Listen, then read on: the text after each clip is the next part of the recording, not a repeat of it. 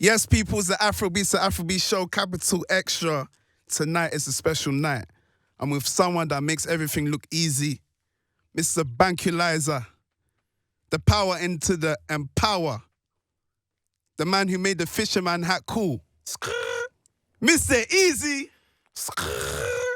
How you doing, bro? Everything is good. We give thanks. Evil Genius out now. Crazy. So what brings you to London? To be honest, I just came to chill with my family and, came to see you, actually. Amazing. Yeah. So the title Evil Genius, I know you to be a very nice person. So when I heard evil, I was thinking, why did you come in that angle? Because I remember you bringing me out in O2. You're a very nice person. I didn't see no evilness. The evil genius is basically me embracing the worst thing I'd heard about myself. Oh. It's like we get obsessed with people's opinions about ourselves. And you could get, you're famous, you're a superstar. So you could get obsessed with the image people have of you that you lose yourself. And so on this project, I'm embracing the worst thing I'd heard about myself in order for me to introspect and ask myself, who am I? And I describe who I think I am via the songs on the Evil Genius and via the paintings that go across with the album, that by the time you finish listening to the project, you would have met the real me, and you would have met, I speak about fate, love, betrayal, loneliness, depression, happiness, thanksgiving, love. So you'd have met me. So it's basically a way to set yourself free from the obsession of opinions. So did you feel like the opinions you were hearing, was it affecting you? Yeah, 100%. Like, no matter how strong you are, these opinions get to you. It's like you put out a banger, you know that this song is beautiful, and then somebody goes online and says, this song is trash. And that was happening to you. And there's 1,000 comments saying this song is beautiful. But that one that says it's trash, it gets to you. Really? Tell me. You don't really give me sensitive vibes, though. Yeah, you mask it well. That's what I expose you to now on this project. I expose you to the sensitive part of myself. I'm naked on this one. So was there like a specific comment that really got to you? 100%. That got you to that zone. I was trying to sign one of the biggest Nigerian artists from last year. I was trying to sign him early this year, and I was having this conversation, and I was saying, I want to sign you, blah, blah, blah. And he's like, yeah, easy, I want to sign with you, but I hear so many things about you. It's like you're some evil genius or something. Damn. So big shout out to him for helping me name the album. And I so spent really personal. I spent the rest 30 minutes speaking to him and trying to convince him that I'm not an evil genius. I'm like, what did they say I did? Like, do I owe anybody? I don't owe anybody. I didn't steal anybody's royalties. All my producers, they're credited. They get their 50% publishing. They get their royalties. And then I realized, why am I obsessed with proving myself? Yeah. So what was the turning point? Or do you still... I think that was the turning point. Okay. That was the last straw when that person said that. I think that was the last straw. The last straw, that was the wake-up moment to realize that I had been living my life trying to maintain this public image of, like you said, the nice guy. Yeah. But I'm not a nice guy. You're a cool guy. I'm a cool guy. But no one of us is 100% pure. Okay. You feel me? There's some things, that's secret things that nobody knows. There's things we all battle with. Yeah. Because I was listening, I was thinking, this is not the usual happy Mr. Eazi. No, this is more. This is I was listening to, I think, advice, and then I think you said, first they love you, then they stab you. First they love you, then they stab you. Story of my life. 100%. Really? 100%. You come up, everyone is celebrating. Oh, we love you, we love you, we love you, and the people around you. The next thing they stab you. It's like Jay said, with the same sword they knight you, the gun good night you with. That's only half if they like you. Don't believe me, ask Michael. Okay, so would you say this album was more like a therapy for you? 1,000%. Really? I didn't realize you were going through this, This is Mr. Eazi. This is a testament of therapy. Before I made this album, I didn't believe in therapy. Like I just thought therapy was for rich people. And maybe like he was saying I look rich. Maybe I am rich and that's why. But to be very honest, I thought like the concept of speaking about what you're going through internally, it was alien to me until I started doing therapy. The music became therapy. I started speaking about, like on the first song on this album, I say, I swear to God, I feel lonely with people around me. Like that's something I never said to anybody. That's but deep. it was how I was feeling. Like I'll always be around people, but I'll feel lonely. But what period was this? This was is like skin starting. tight This times? is, Was this bro. after? This is like from 2019. Okay. I first noticed this Coachella. I performed at Coachella and I came down from stage and I didn't feel anything. I didn't feel happiness, sadness. It was just blank. Okay. So is the passion still there for music? I think the passion for music is still 100% there, but now I'm free. You know, when you're bound by, I need to put out this hit song. I need to go #1. I need to have that club record. I need to.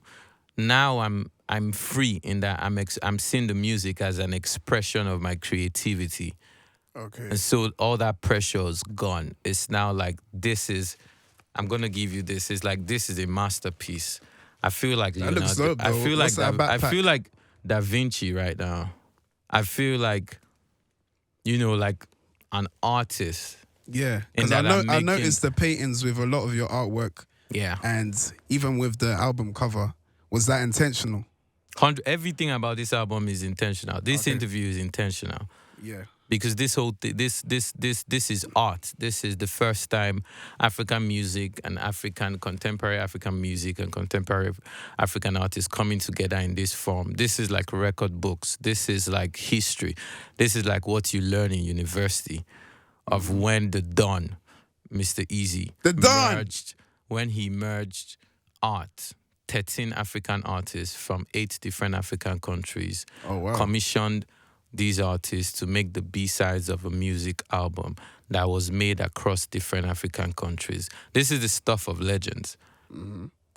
I'm in my like Agama lizard mode right now. You know when an Agama lizard falls down from a building, it nods its head. You know when a lizard, the Agama lizard, the one, you know, you're from Ivory Coast. I So don't you know know what gamma lizard, but I know what a lizard is. You know those lizards with like the red head? Okay, yeah. And when they fall down to the ground, they don't break their backs and everything. You see them, they do like this. Okay, that's how you're feeling. Yeah, that's how I'm feeling. I'm giving myself the flowers. Not waiting for anyone to give me the flowers. I'm giving myself the flowers and they smell nice. But when you see people happy listening to your music, does that make you happy?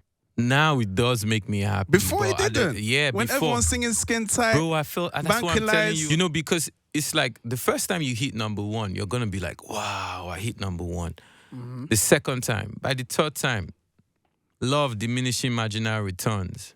Like the first time you ate, what's your favorite food? No, what's your favorite dessert? Dessert, I like a creme brulee. Creme brulee. Now, if I take you out right after this interview and I give you creme brulee, I'll be happy. The first bite, you're going to be happy. Yeah. By the time I'm giving you the next one, if I give you five portions of creme brulee, you're like, it's gonna go like this. Yeah. Well, it depends if it's a different chef. Exactly. So something has to be different, right? Yeah. But like at some point, it's creme brulee. How are you gonna eat like 50 portions of creme brulee in one sitting? My brother, if you do that, man, God bless you. I hear you. So let's talk about the genius side. We've gone past the evil. Straight up. I know you to be a genius. Bro, I'm a genius, man. Amazing. Zagadat. Yeah, randomly. Where did you get that phrase from?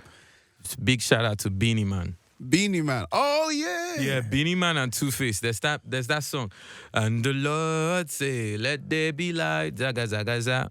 Oh. That's where it's from, bro. So you have to give him royalties for it. Straight. Thank God I said Zagadat. I didn't say Zaga, zaga, zaga.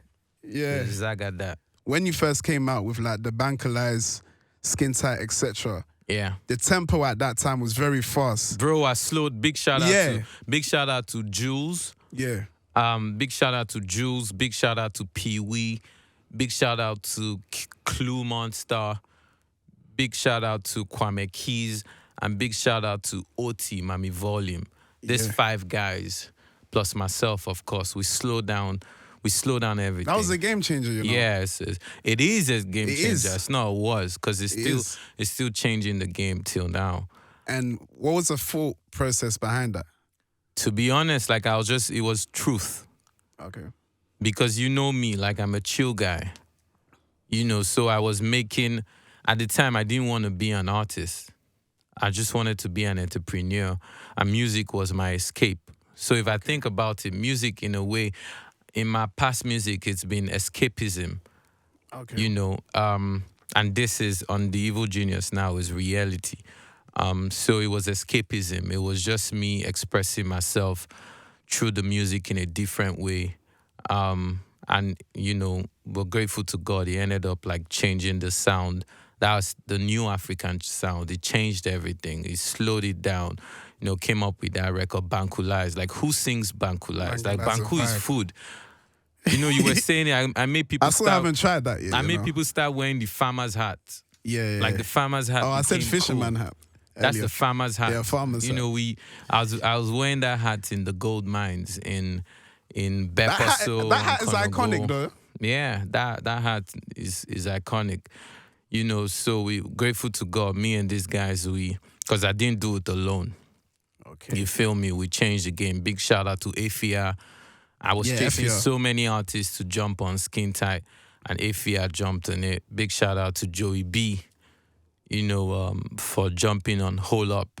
Yeah. I I had that on repeat when I was just mainly a DJ. That's when I hit you up. Yeah, remember? yeah. I've been spinning your You track were shit. in you were in some school. You were doing like some Damn, I've been DJing everywhere. man. some So- uni. Oh, Hertfordshire. I went to Hertfordshire. Yeah, have for sure. So I was running them tracks there. Yeah. That's amazing. Yeah. So continuing on the Genius thing, for ages a lot of people thought you were Ghanaian. Straight. Was it genius to let them think that? I think it's like, obviously I'm Nigerian, proudly Yeah. Nigerian. My mom is from the South. She's from Iseluku, Delta Igbo. And my dad is from Ogun State, Yewa, Ipokia, Ayetoro. So I'm the definition of Nigeria because it's like, the South and the West coming together. My mom's mom grew up in Kaduna, so I could even be president of Nigeria because I'm so Nigerian. Mm-hmm. But, I went to Ghana when I was 15 for university because I'm a genius like that. I finished school so early. I finished uni so early, and I was studying engineering by 15. By 18 going on 19, I had my BSc in mechanical engineering. Jeez. So, Ghana has been huge influence to the man that I've become. Yeah. And I think it's a testament to the uniqueness of both countries. Like, I came from Lagos with so much energy and went straight to Kumasi where everything is just... Yeah, but you still had that Lagos relaxed. hustle. But the Lagos hustle Yeah, spirit yeah. and then the pacing. So it's like you have the fire, but you have the pace. Yeah. So Ghana is, I'm a product of Nigeria, Ghana, and the more I travel across Africa, I'm a sponge. I get influences from, right now, Republic of Benin is where I live. Cotonou, I be eating baguettes. What is the end goal for Mr Eazi? You got so many ideas, your hands in so many pots. The end goal is to be free. Okay. To be free and to inspire people to be free. Freedom of expression, freedom of creativity, economic freedom, creative freedom. And I feel like as I was recording this album, my mom was sick when I was recording this album, and I was going to the hospital every day for like a month. And I was seeing people in ICU in their final years, in their final days, just plugged into machines. And I had this moment where I just, like a existential crisis, where I'm like, what's the point of living if like you're just gonna die? It's just like you're living to die. And then I realized that the point of living is sacrifice. And whether you like it or not, no matter how selfish you want to be, you're going to end up sacrificing. Because even if you live in isolation and you die, worms are going to come out of your carcass and they're going to bring new life. So the essence of life is sacrifice for continuity. And so the essence of my life is sacrifice and to inspire more people, directly or indirectly. Interesting. That You was feel deep, me? though.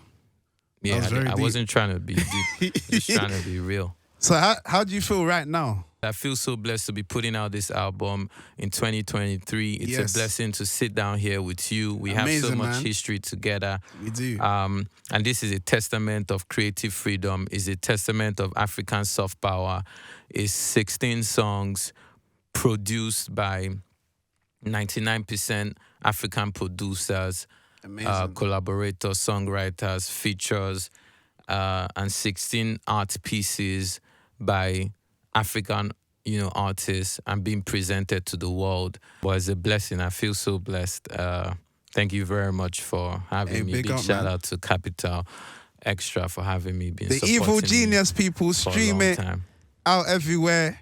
The Afro B show, Mr Eazi, keeping it easy and nice. We It's make Afro it B, easy. man. Bless up, man. Thanks for coming, Mr Eazi. Thank you so much. Gee.